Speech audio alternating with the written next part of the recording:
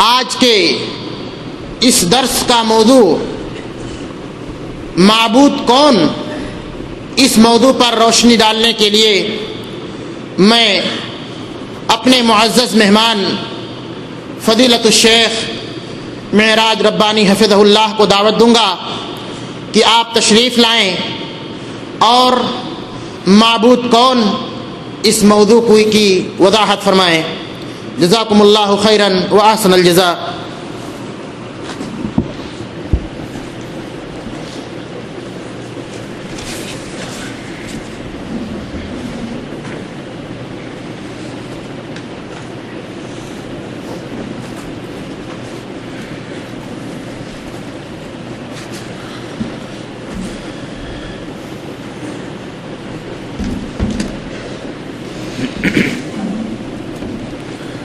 السلام علیکم ورحمۃ اللہ وبرکاتہ۔ الحمد للہ نحمده ونستعینه ونستغفره ونؤمن به ونتوکل علیہ ونعوذ باللہ من شرور انفسنا ومن سیئات اعمالنا من يهده الله فلا مضل له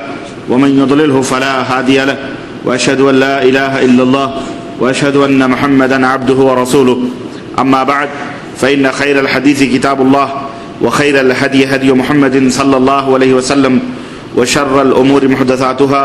وكل محدثة بدعة وكل بدعة ضلالة وكل ضلالة في النار. قال الله تبارك وتعالى في كلامه المجيد: أعوذ بالله السميع العليم من الشيطان الرجيم بسم الله الرحمن الرحيم فاعلم أنه لا إله إلا الله واستغفر لذنبك اللهم صل على محمد وعلى آل محمد كما صليت على إبراهيم وعلى آل إبراهيم إنك حميد مجيد اللهم بارك على محمد وعلى آل محمد كما باركت على إبراهيم وعلى آل إبراهيم إنك حميد مجيد۔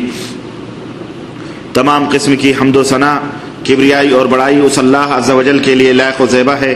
جس نے ہمیں اور آپ کو پیدا فرمایا، اور بیش بہا درود و سلام اس ذات مبارکہ مقدسہ پر جو ساری کائنات کے لیے رشد و ہدایت بنا کر کے بھیجے گئے۔ برادران اسلام، نوجوان دوستوں، بزرگوں اور بھائیوں، آج کی یہ بزم، آج کی یہ مجلس جو 26 جمادی الثانی 1422 ہجری مطابق 14 ستمبر سن 2021 کو مرکز الدعوہ مکتب توعیت الجالیات کے تعاون سے اس جامع مسجد میں منعقد ہو رہی ہے، اس مجلس کا موضوع ہے معبود کون۔ انشاءاللہ تبارک و تعالی اس تعلق سے میں آپ حضرات کی خدمت میں اس ذات پاک کا تعارف پیش کرنا چاہوں گا، اس مقدس ہستی اور بے مثال ہستی کی تعریف آپ کی خدمت میں اور اس کا مختصر سا تعارف رکھنا چاہوں گا جس کی عبادت و بندگی ہم کرتے ہیں۔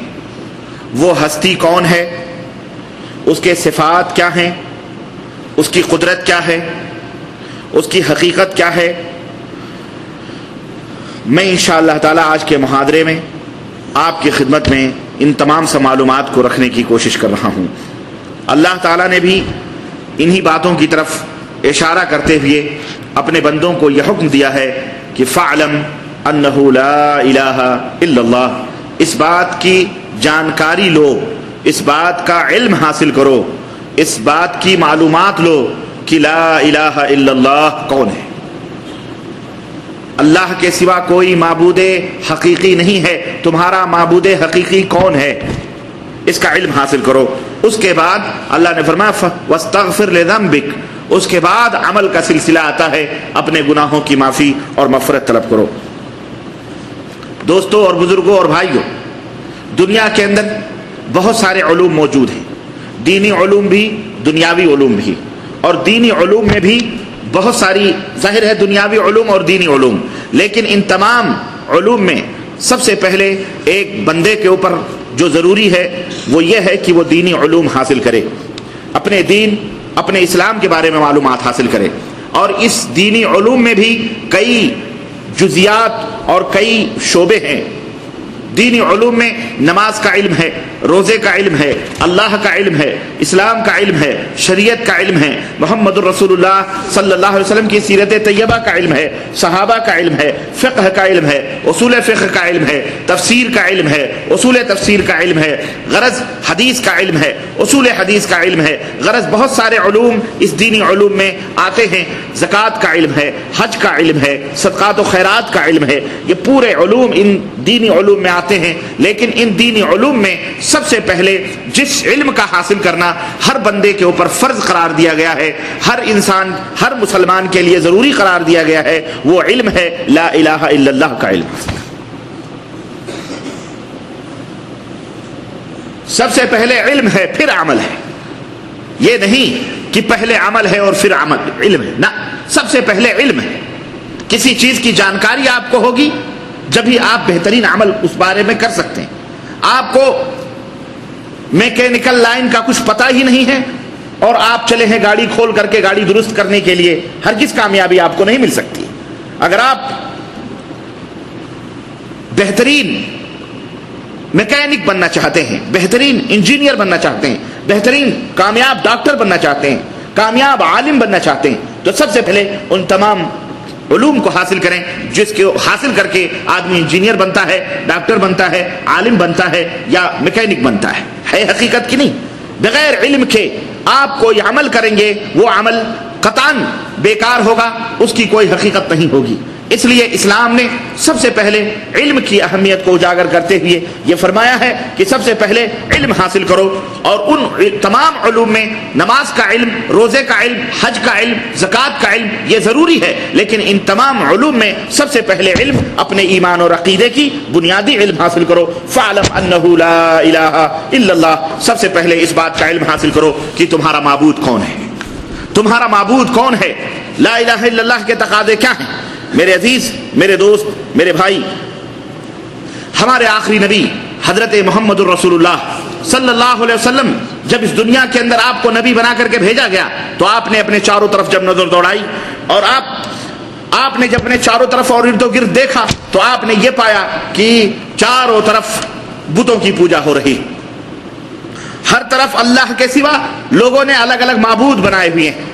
ہر ایک قبیلے کا الگ ایک معبود ہے، خاندان کا ایک معبود ہے، ہر بستی اور ہر شہر کا ایک معبود ہے۔ یہ پنکھا ذرا بجھا دیں تو مہربانی۔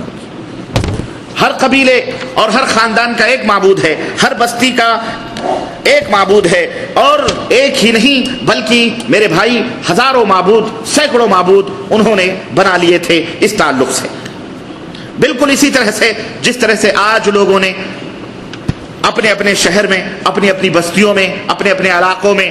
الگ الگ معبود بنائے ہوئے ہیں اور ان معبودوں کو لوگ پکارتے ہیں۔ کوئی عیسیٰ علیہ السلام کو معبود بنایا ہوا ہے، کوئی موسیٰ علیہ السلام کو معبود بنایا ہوا ہے، کوئی رام کو معبود بنایا ہوا ہے، کوئی لکشمن کو معبود بنایا ہوا ہے، کہیں راون کی پوجا ہو رہی ہے تو رام کے پتلے جلائے جا رہے ہیں، کہیں رام کی پوجا ہو رہی ہے تو راون کے پتلے جلائے جا رہے ہیں، کہیں کچھ، بیٹھ جائیں خاموشی کے ساتھ چھوڑیں،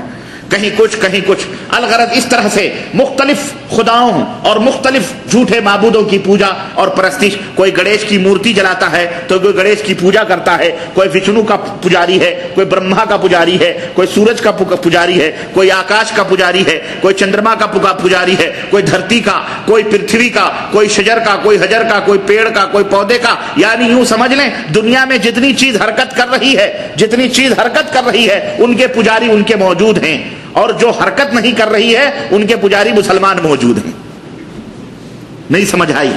کوئی سلا کے پوجتا ہے،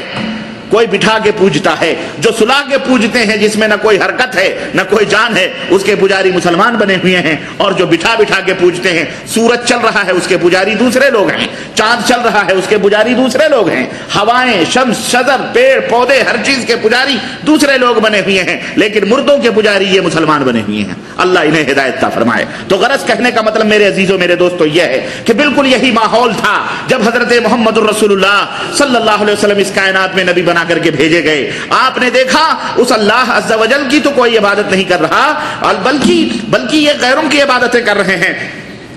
جب ان سے اللہ کے نبی صلی اللہ علیہ وسلم نے فرمایا کہ قولوا لا الہ الا اللہ، اے دنیا کے لوگوں لا الہ الا اللہ کہہ لو، تو وہ کیا کہتے تھے؟ کہتے تھے ہم اللہ کو تو مانتے ہیں، اللہ کو خالق بھی ہم مانتے ہیں، اللہ کو رازق بھی ہم مانتے ہیں، اللہ کو ہم بارش نازل کرنے والا بھی مانتے ہیں۔ وہی کفار مکہ اللہ کے نبی کے سامنے باقاعدہ اقرار کرنے لگے کہ ہم اللہ کو جانتے ہیں، ہم اللہ کو مانتے ہیں، ارے تم آئے ہو نیا دین لے کر کے؟ ارے ہم تو اپنے باپ دادے حضرت ابراہیم ہی کے دین کے اوپر قائم و دائم ہیں۔ یہ ابراہیم